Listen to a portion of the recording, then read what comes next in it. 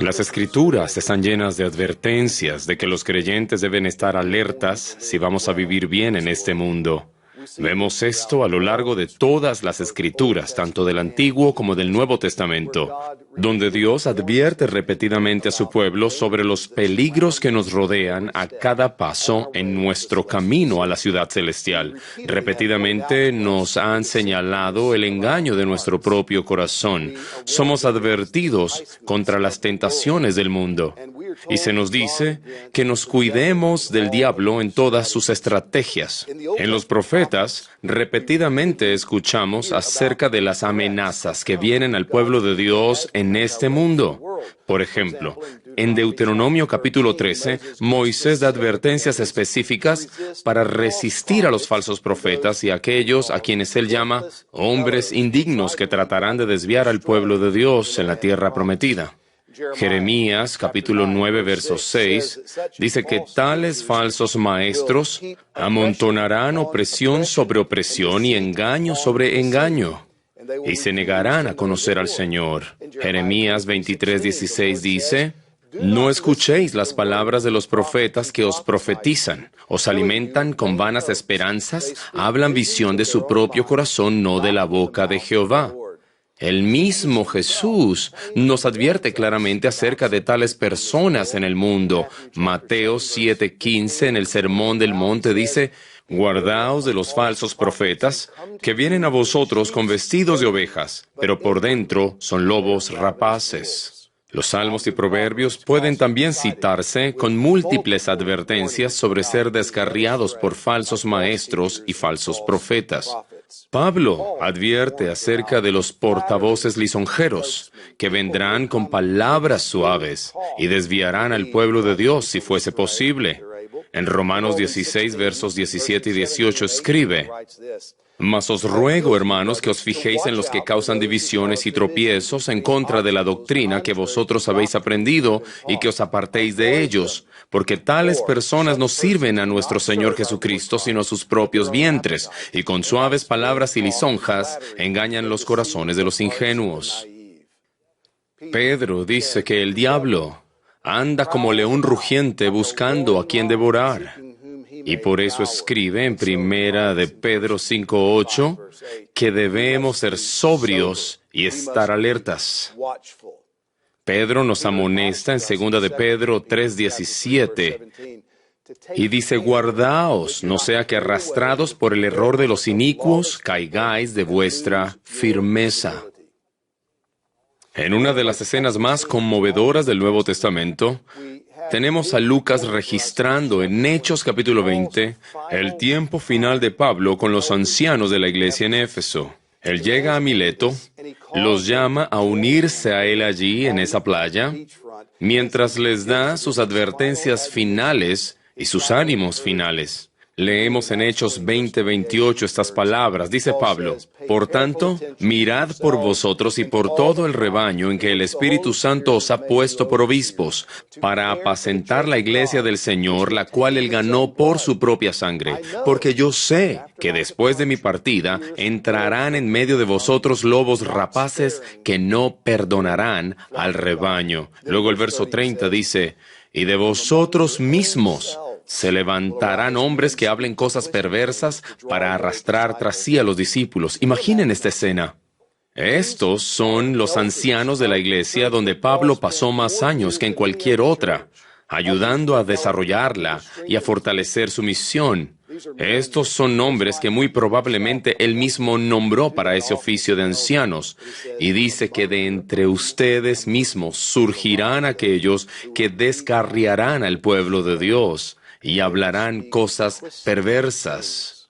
Más adelante, en la última carta que tenemos del apóstol Pablo en el Nuevo Testamento, unos meses antes de morir, le dice a Timoteo en 2 Timoteo 4 que predique la palabra.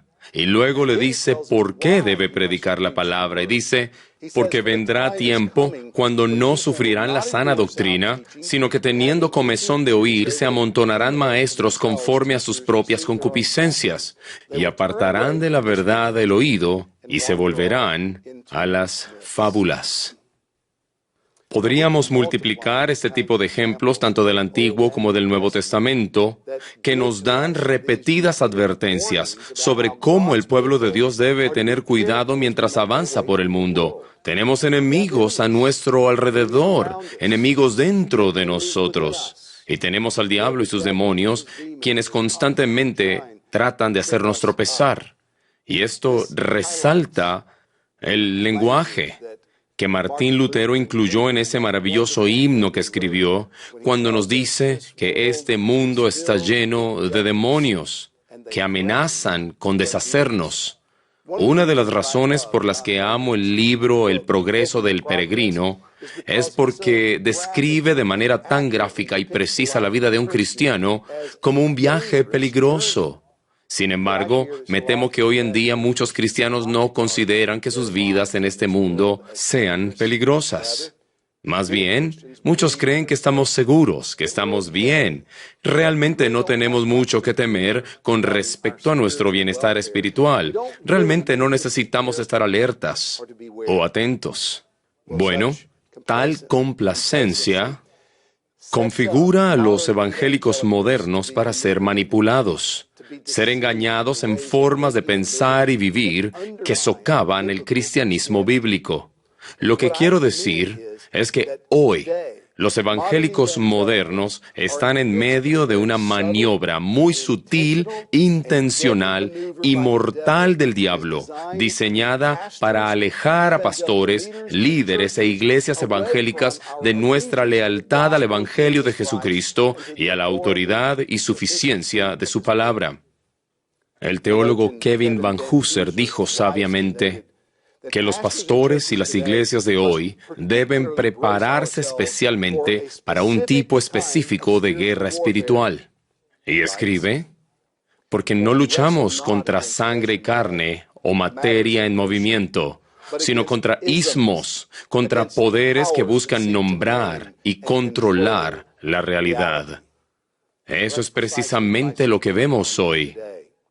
Existen ideologías y filosofías impías que se han extendido por toda la civilización occidental en las recientes décadas y lo han hecho con venganza y con una agenda para nombrar y controlar la realidad.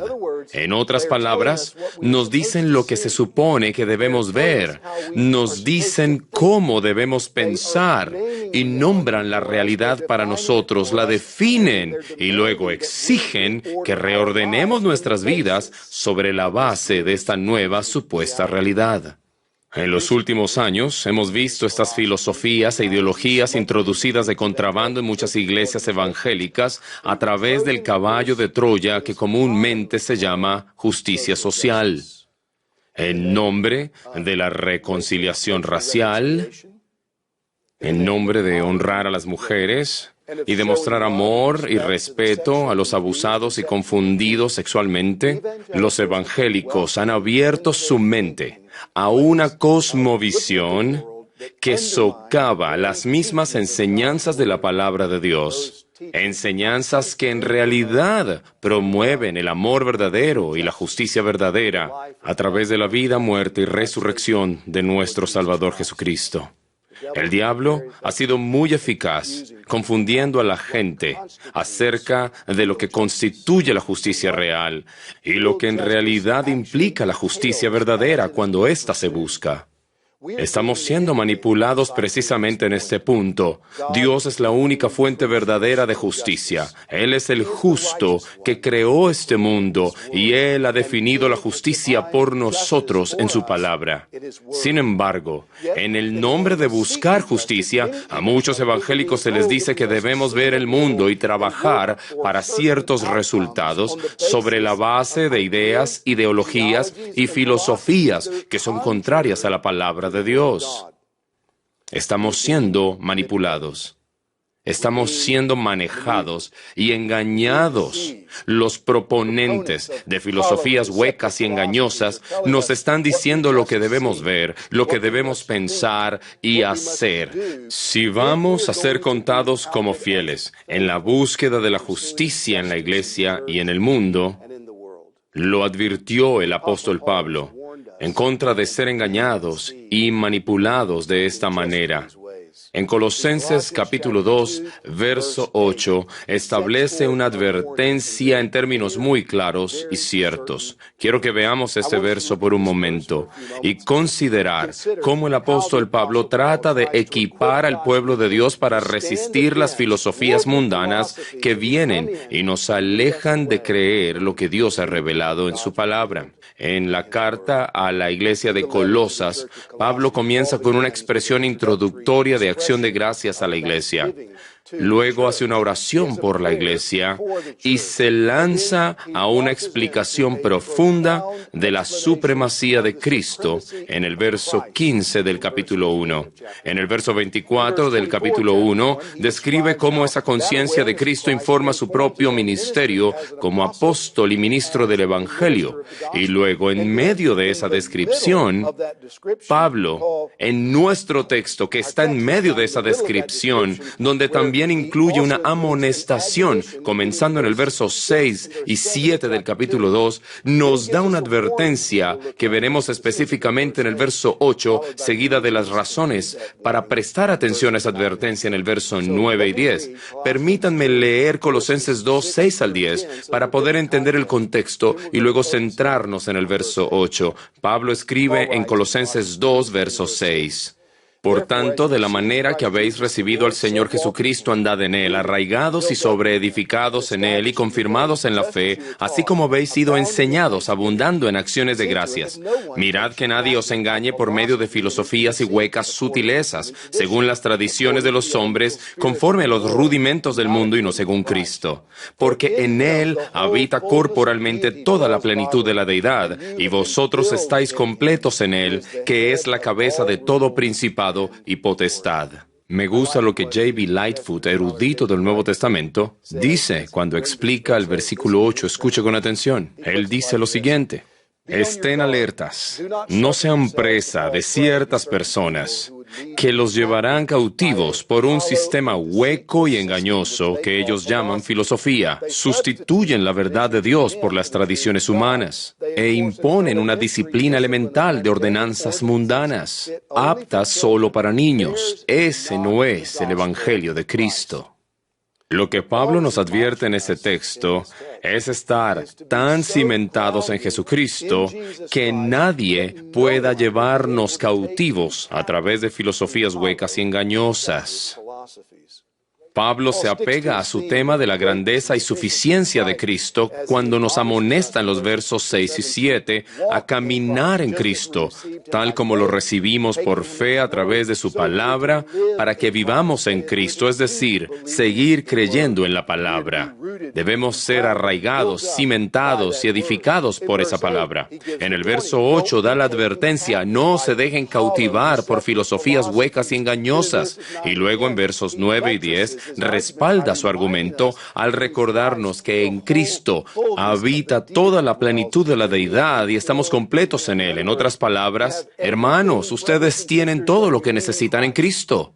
No necesitan filosofías mundanas que entren y los guíen más adelante en el camino. Miremos con cuidado el verso 8. Pablo dice: mirad que nadie os engañe por medio de filosofías y huecas sutilezas. Cuando Pablo escribe de esta manera, nos da una idea de la meta de nuestros enemigos espirituales. ¿Qué es lo que quieren?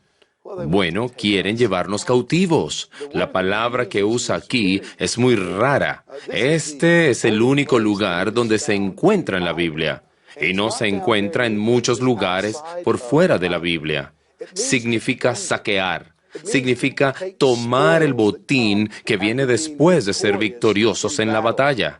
Este término indica que Pablo ve esta amenaza de la que nos advierte como una guerra espiritual. No debemos permitir que esto suceda. Estén alertas, vigilantes, con ojos bien abiertos. Este es el lenguaje que un oficial militar usaría con su pelotón mientras avanzan por territorio enemigo. Hombres, estén en guardia, estén alertas. Pablo dice que debemos tener cuidado de que nadie nos cautive. Él puede haber tenido algunas personas en mente allí, en Colosas, quienes están propagando ideologías y filosofías peligrosas. Pero debemos recordar que tales maestros difunden filosofías engañosas como instrumentos del diablo, y lo hacen a propósito o inconscientemente. Y el deseo del diablo siempre es llevar cautivo al pueblo de Dios para hacer su voluntad, como enseña 2 Timoteo 2, 24 al 26. Pablo dice, no permitan que esto ocurra. Estén en guardia contra esto. También nos da una idea de los métodos de nuestros enemigos espirituales y dice que no debemos ser cautivados por la filosofía y el engaño vacío. Pablo aquí no está prohibiendo el estudio o el uso de la filosofía, aunque esta es la única vez en que el apóstol Pablo utiliza esta palabra, indica un sistema de enseñanza. Así que el medio por el cual los enemigos espirituales que tienen en mente capturarán al pueblo de Dios es a través de la enseñanza, a través de las ideas, a través de argumentos intelectuales. Lo que Pablo nos está advirtiendo y lo que nos está prohibiendo de seguir es un tipo particular de filosofía, un tipo de filosofía que es vacía y engañosa. La descripción que usa está entretejida en 3 palabras que están calificadas por un artículo definido. Es la filosofía, un engaño vacío. Y por eso considero que Pablo se refiere a cualquier filosofía hueca y engañosa. Es una forma de pensar que está espiritualmente en bancarrota, una cosmovisión engañosa, que suena impresionante, pero en última instancia será destructiva. Ahora, hay 3 fuentes de esta filosofía hueca y engañosa a la que se refiere Pablo. Cada una es introducida por una preposición que leemos de acuerdo o según la tradición humana. Ahora, no hay nada intrínsecamente malo con la tradición. Pablo escribe a favor de la tradición en lugares como 2 Tesalonicenses 2:15.